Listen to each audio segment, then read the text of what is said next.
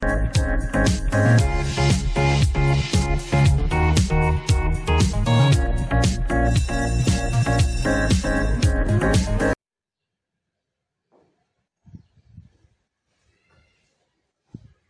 विद्यार्थी मित्रों, stay home stay safe series अंतर्गत डिस्टन्स लर्निंग मोड में आप ધોરણ 11 બાયોલોજી વિષયની અંદર હાલ અભ્યાસ કરી રહ્યા છો। એની અંદર નવા ચેપ્ટરની શરૂઆત કરવા આપણે જઈ રહ્યા છીએ।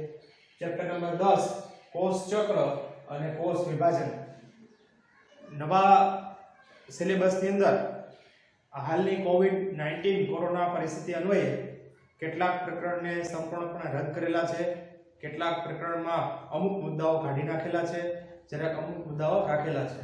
એનો પરિપત્ર GSEB ની વેબસાઈટ ઉપર GSEB ની વેબસાઈટ ઉપર મુકાયેલો છે।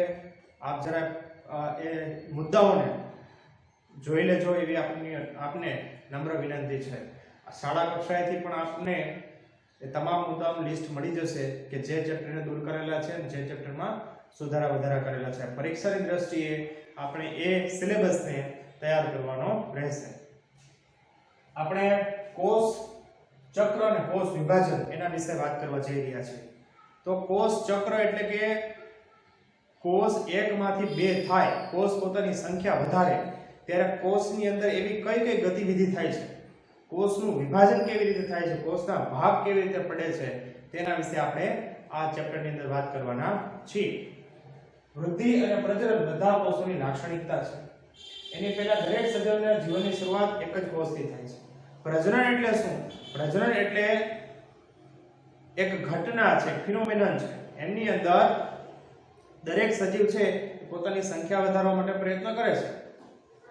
દરેક સજીવના જીવનની શરૂઆત એક જ કોષથી થાય છે। આપણે માણસની આપણા પોતાની જાતની વાત કરીએ તો માણસના જીવનની શરૂઆત ક્યારથી થાય? તો કે માણસના જીવનની શરૂઆત એના પિતા તરફથી મળેલા શુક્રકોષ અને માતા તરફથી મળેલા અંડકોષ, આ બંને જ્યારે બંને કોષો સાથે જોડાય છે અને એક યુગ્મનજ એટલે કે ફલિતાંડ, અંગ્રેજીમાં એને ઝાયગોટ કહીશું, એ તૈયાર થાય ત્યારે એક જ કોષમાંથી આગળ જતા વારંવાર વિભાજન પામી 2 4 16 2 4 8 16 32 64 આવી રીતે કોષોની સંખ્યા વધતી જાય, પરિણામે પેશી નિર્માણ થાય, આગળ જતા અંગ નિર્માણ થાય, અંગતંત્ર નિર્માણ થાય। તો શરૂઆત તો એક જ કોષથી થઈ। આપણી જેમ વનસ્પતિ સૃષ્ટિની અંદર પણ એના પુંકેસરમાં ઉત્પન્ન થયેલી પરાગરજ અને સ્ત્રીકેસરમાં ઉત્પન્ન થયેલું અંડક એ જ્યારે સાથે જોડાય છે ત્યારે ફલિતાંડ બનાવે છે। પરિણામે એ ફલિતાંડનો આગળ વિકાસ થાય અને જ્યાં ફૂલ હતું ત્યાં નીચેના ભાગે બીજાશયના ભાગે ફળ બંધાય છે અને ફળની અંદર બીજનું નિર્માણ થાય છે અને એ આગળ બીજ ભવિષ્યની અંદર નવું વૃક્ષમાં પરિણમશે। તો આપણે એમ કહી શકીએ કે દરેક સજીવના જીવનની શરૂઆત એકમાત્ર કોષથી થાય છે, સિંગલ સેલમાંથી। એ કોઈ હાથી હોય તો ભલે, બ્લુ વ્હેલ, મહાકાય વ્હેલ હોય તો ભલે, એક નાનકડું કોઈ માઇક્રો ઓર્ગેનિઝમ હોય કે કીડી કે કોઈ જીવજંતુ હોય તો ભલે, એક કોષથી એના જીવનની શરૂઆત થાય છે। વૃદ્ધિ અને પ્રજનન બધા કોષોની લાક્ષણિકતા છે। વૃદ્ધિ એટલે કદમાં વધવું, વૃદ્ધિ એટલે કદમાં વધવું, જથ્થાની દ્રષ્ટિએ વધવું એટલે વૃદ્ધિ છે। વૃદ્ધિ અને પ્રજનન એટલે કે પોતાની બાળ સંતતિ ઉત્પન્ન કરવી એ દરેક સજીવની લાક્ષણિકતા છે તથા બધા સજીવોની જરૂરિયાત પણ છે। સજીવનું કદ વધે અને એના શરીરની અંદર પરિપક્વતા નિર્માણ થાય, પ્રજનનની ઘટના થાય તો જ જીવ સાતત્ય જળવાય, તો જ કોઈ પણ જાતિના સજીવોની સંખ્યા એ આ પૃથ્વીના પટ પર ટકે। એટલા માટે વૃદ્ધિ અને પ્રજનન એ ખૂબ જરૂરિયાત છે। બધા કોષો બે કોષોમાં ભેદ પામી પ્રજનન કરે એટલે એક કોષમાંથી વિભાજન થઈને બે કોષો બનતા હોય છે। આ કોષોનું વિભાજન એ કોષોનું પ્રજનન છે એમ આપણે કહી શકીએ। બધા કોષો વિભાજનથી પ્રજનન કરે છે। દરેક માતૃકોષ પ્રત્યેક વિભાજન દરમિયાન બે બાળકોષનું નિર્માણ કરે છે। એક માતૃકોષ આગળ જતા બે બાળકોષોની અંદર પરિણમે છે, ફેરવાઈ જાય છે। નવો નિર્માણ પામેલ બાળકોષો આપમેળે વૃદ્ધિ પામી અને વિભાજન થાય છે। એકમાંથી જે બે નવા બાળકોષો બનેલા છે એ બંને બાળકોષો આગળ જતા વૃદ્ધિ પામે એટલે એના કોષની અંદર વૃદ્ધિ થાય, કોષનું કદ વધે અને એની અંદર સમયાંતરે ચેન્જ આવી અને તે વિભાજન પામતા હોય છે. એટલે એકમાંથી ક્રમાનુસાર ઘણા બધા કોષો બન્યા કરશે.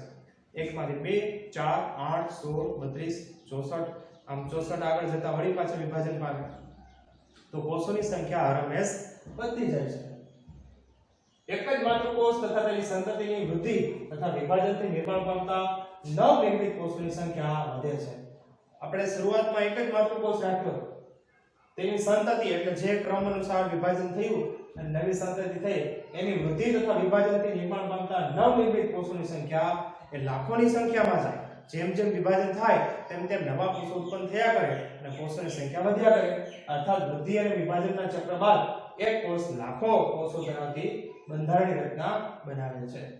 વૃદ્ધિ અને વિભાજનના ચક્ર બાદ આ જ્યારે વૃદ્ધિ અને વિભાજન કોષ કદ વધે, વૃદ્ધિ થાય, સમયાંતરે એમાંથી એકમાંથી બે કોષો સર્જાય. એટલે આ વૃદ્ધિ અને વિભાજનનું જે ચક્ર છે એ પૂર્ણ થતું હોય ત્યારે એક કોષમાંથી લાખો કોષો ધરાવતી એક બંધારણીય રચના ઉત્પન્ન થાય. ઉદાહરણથી સમજીએ કે આપણે અગાઉ વાત કરી તેમ પિતાના શુક્રકોષ અને માતાના અંડકોષમાંથી જ યુગ્મનજમાંથી બનેલા છે. એક જ કોષ હતો, એનું વિભાજન થઈ અને અત્યારે આ 70 કિલોના શરીરની અંદર આપણે લાખોની સંખ્યામાં કોષો, કરોડોની સંખ્યામાં કોષો. તો બધા કોષો બન્યા હતા શેમાંથી? એ એક જ યુગ્મનજ એટલે કે ફલિતાંડમાંથી બનેલા છે. તો કોષોની સંખ્યા કઈ ઘટનાને કારણે વધી કે કોષોની સંખ્યા લાખો કરોડોની સંખ્યામાં શા માટે થઈ ગઈ? તો કોષોની સંખ્યા વધવા પાછળનું કારણ છે કોષ વિભાજન. કોષ ચક્ર વિશે વાત કરીએ. 10.1 કોષ ચક્ર. કોષ ચક્ર દરમિયાન ડીએનએ નું સ્વયંજનન અને કોષ વૃદ્ધિ થાય છે. એટલે કે ડીએનએ બેવડાય છે, ડીએનએ નું માત્રા વધે છે, ડીએનએ નું સ્વયંજનન અને કોષની વૃદ્ધિ થાય છે, કોષનું સાઈઝ થોડી મોટી થાય છે. નવનિર્મિત જે કોષ હોય છે, નવો રચાયેલો કોષ છે એ થોડો કદમાં નાનો હોય, પરંતુ એ પોતાના કોષની અંદર આવેલી જે અંગિકાઓ છે એ થોડી વેલ ડેવલપ થાય. એમાં જ્યારે સમય અનુસાર ફેરફાર થાય ત્યારે કોષ થોડું કદ એનું વધે છે. કોષ વિભાજન, ડીએનએ નું સ્વયંજનન અને કોષ વૃદ્ધિ એક સાથે સંકલિત રીતે યોગ્ય કોષ વિભાજન અને બાળકોષોનું માતૃકોષ જેવું જનન સંકુલ ધરાવતા સંતતિ કોષ નિર્માણને સૂચવે છે. કોષ વિભાજન થાય, ડીએનએ નું સ્વયંજનન થાય. ડીએનએ નું સ્વયંજનન અર્થાત ડીએનએ એક કરતા વધુ સ્વયંજનન, ડીએનએ નવું ડીએનએ પોતાનામાંથી જ નિર્માણ કરે અને અંગ્રેજીમાં ડીએનએ નું રેપ્લિકેશન કે ડીએનએ સિન્થેસિસ કહેવામાં આવે. કોષ વૃદ્ધિ એકબીજા સાથે સંકલિત રીતે કોષો એકમાંથી બે કોષો થાય, નવા ઉત્પન્ન થયેલા કોષો પોતાની થોડીક અમસ્તી સાઈઝ વધારે એટલે કોષ વૃદ્ધિ થાય, એકમેક રીતે સંકલિત રીતે આ થયા કરે છે. એટલે કે જેમ જેમ ડીએનએ નું સ્વયંજનન થાય તેની સાથે સાથે કોષોની સંખ્યા પણ વધતી જાય. નવું ડીએનએ સિન્થેસાઇઝ થવું અને તે પ્રમાણે કોષોની સંખ્યા પણ વધવી, આ એકમેક સાથે સંકલિત હોય અને તેના ઉપર જનીન, આપણા કોષ કેન્દ્રની અંદર આવેલા જનીનો એ આ ક્રિયાનું નિયમન કરે છે, નિયંત્રણ કરે છે. કોષ દ્વારા જનિત દ્રવ્યનું દ્વિગુણન, અન્ય ઘટકોનું સંશ્લેષણ અને ત્યારબાદ બે બાળકોષોમાં તેનું વિભાજન પામવાની ઘટના એટલે કોષ ચક્ર. કોષો દ્વારા જનિત દ્રવ્યનું દ્વિગુણન. જનિત દ્રવ્યનું દ્વિગુણન એટલે અહીંયા જે આપણે ડીએનએ નું સ્વયંજનન કીધું તે જ જનિત દ્રવ્યનું દ્વિગુણન, જનિત દ્રવ્યનું વધવું, અન્ય ઘટકોનું સંશ્લેષણ એટલે કે એક કોષમાંથી બે કોષ થવા માટે જરૂરી કેટલીક અંગિકાઓ, કોષરસ, આ બધા ઘટકોનું સંશ્લેષણ થવું, ત્યાર પછી એકમાંથી બે બાળકોષોનું વિભાજન પામવું, આ બધી ઘટનાને કોષ ચક્રની અંદર આવરી લેવામાં આવે છે. ડીએનએ સંશ્લેષણ અને બાળ કોષ કેન્દ્રોમાં વિતરણ જનીન નિયંત્રણ હેઠળ થાય છે. ડીએનએ નું સંશ્લેષણ થવું, ડીએનએ બનવું અને બાળ કોષ કેન્દ્રમાં એનું વિતરણ, જે બેવડાઈ ગયેલું, બમણા થઈ ગયેલું જે ડીએનએ છે તે આગળ જતા બે બાળકોષ કેન્દ્રોમાં વિભાજિત થાય, એ બધું ઘટના છે જનીનના નિયંત્રણ હેઠળ એટલે કે જીન રેગ્યુલેશન હેઠળ થતી જોવા મળે છે. 10.1.1 કોષ ચક્રના તબક્કાઓ. વિદ્યાર્થી મિત્રો, અહીંયા આપણને કોષ ચક્ર દોરીને આપેલું છે. એમની અંદર આટલો ભાગ એટલે કે પૂર્વાવસ્થા, ભાજનાવસ્થા, ભાજનોત્તરાવસ્થા, અંત્યાવસ્થા, કોષરસ વિભાજન, આ બધા જે ભાગ છે એને એમ ફેઝ ની અંદર મૂકવામાં આવે છે એટલે કે એમ તબક્કાની અંદર મૂકવામાં આવે છે. જીવન S અને G2 એ આંતરાવસ્થાની અંદર ગણવામાં આવે છે. અહીંયા જે જીવન તબક્કો છે તે એમ ફેઝ અને આંતરાવસ્થા વચ્ચેનો વિરામી તબક્કો આપણે ગણીશું. શું કોષ કેન્દ્રિત કોષ ચક્ર મનુષ્યના કોષને સંવર્ધન કરી સમજાવી શકાય? હવે આપણે આ સેલ સાયકલ એટલે કોષ ચક્રને સમજવું છે. તો કોઈ પણ માનવના કોઈ એક કોષને આપણે સંવર્ધન કરીએ, સંવર્ધન કરવું એટલે અહીંયા લેબોરેટરીની અંદર એની સંખ્યા વધારવી, એટલે જે તે કોષની અંદર કેવી ગતિવિધિ થાય છે તેની ઓળખ મેળવવી. તો કોષ ચક્ર મનુષ્યના કોષને કોઈ પણ માનવના સેલને સંવર્ધન કરી એનું કલ્ચર કરી અને સમજાવી શકાય. આ કોષો લગભગ પ્રત્યેક 24 કલાકમાં એકવાર વિભાજન પામે છે. એટલે કે આ સેલ સાયકલ પૂર્ણ થતા માણસના કોષને 24 કલાક લાગે છે. એટલે કે 24 કલાક સમયની અંદર માણસનો એક કોષ બે કોષમાં ફેરવાઈ જાય છે. ઈસ્ટમાં કોષ ચક્ર 90 મિનિટનું હોય છે. આપણી સાપેક્ષે મનુષ્યની સાપેક્ષે ઈસ્ટ શું છે? ઈસ્ટ એક કોષીય ફૂગ છે, સિંગલ સેલ ફંજાઈ છે. તો આ ઈસ્ટની અંદર એક ઈસ્ટમાંથી બે ઈસ્ટ થવા માટે માત્ર 90 મિનિટ એટલે 1.5 મિનિટ જેટલો જ સમય લાગે છે. માનવની અંદર એક કોષમાંથી બે કોષ થવા માટે 24 અવર એટલે કે 24 કલાક થાય, જ્યારે ઈસ્ટ એટલે કે એક કોષીય ફૂગની અંદર એક કોષમાંથી બે કોષ થવા માટે માત્ર 1.5 કલાક એટલે કે 90 મિનિટ જેટલો સમય લાગે છે. કોષ ચક્રના બે તબક્કા છે. એક પહેલો તબક્કો આંતરાવસ્થા અને બીજો તબક્કો એમ તબક્કો. આ જે મારો હાથ ફરે છે G1 S અને G2 એ બધા આંતરાવસ્થાના તબક્કાઓ છે, જ્યારે પૂર્વાવસ્થા, ભાજનાવસ્થા, ભાજનોત્તરાવસ્થા, અંત્યાવસ્થા, કોષ વિભાજન એ બધા એમ તબક્કાના તબક્કાઓ છે. વિભાજન તબક્કામાં કોષ વિભાજન કે સમસૂત્રી વિભાજન થાય છે. વાસ્તવમાં ખરેખર કોષ વિભાજન ક્યારે થાય? ખરેખર વાસ્તવિક કોષ વિભાજન આ એમ તબક્કાની અંદર એટલે કે વિભાજન તબક્કાની અંદર થાય છે. પૂર્વાવસ્થા, ભાજનાવસ્થા, ભાજનોત્તરાવસ્થા, અંત્યાવસ્થા અને કોષ વિભાજન તે દરમિયાન જ એક કોષમાંથી બે કોષ આપણને બનેલા દેખાઈ જશે. આંતરાવસ્થા બે ક્રમિક એમ અવસ્થાઓ વચ્ચેની સ્થિતિ રજૂ કરે છે. આંતરાવસ્થા એટલે આ ભાગ આખો. તો આંતરાવસ્થા શું છે? આંતરાવસ્થા એક બે ક્રમિક એમ તબક્કા. આ પ્રથમ એમ તબક્કો, પછી આખું ચક્ર પૂર્ણ થાય પાછો એમ તબક્કો આવે એટલે બે ક્રમિક એમ તબક્કા વચ્ચેનો ભાગ દર્શાવે છે. આંતરાવસ્થા ક્યાં હોય? તો કે આંતરાવસ્થા બે ક્રમિક એમ તબક્કાની વચ્ચે હોય.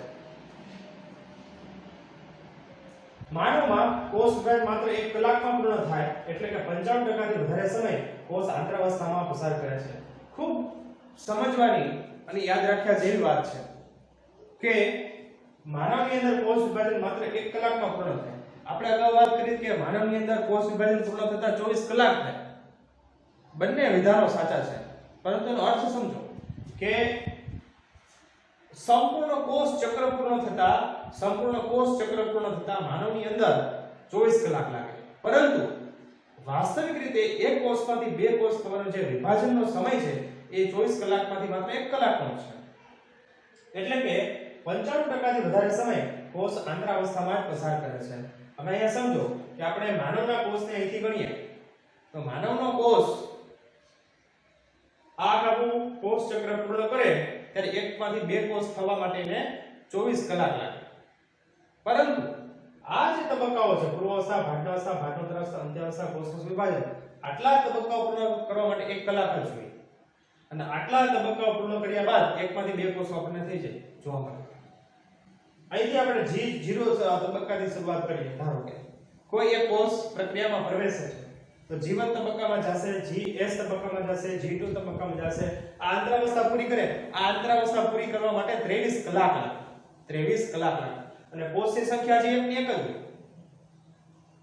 ફરીથી આપણે અહીંથી પ્રક્રિયાની શરૂઆત કરીએ છીએ. કોઈ કોષને, માનવના કોષને G1 S અને G2 તબક્કામાં મોકલીએ છીએ. આ દરેક તબક્કાની અંદર કોષની સંખ્યા એક જ રહેવાની છે અને આટલા G1 S અને G2 તબક્કાઓને પૂર્ણ થતા 23 કલાક લાગે.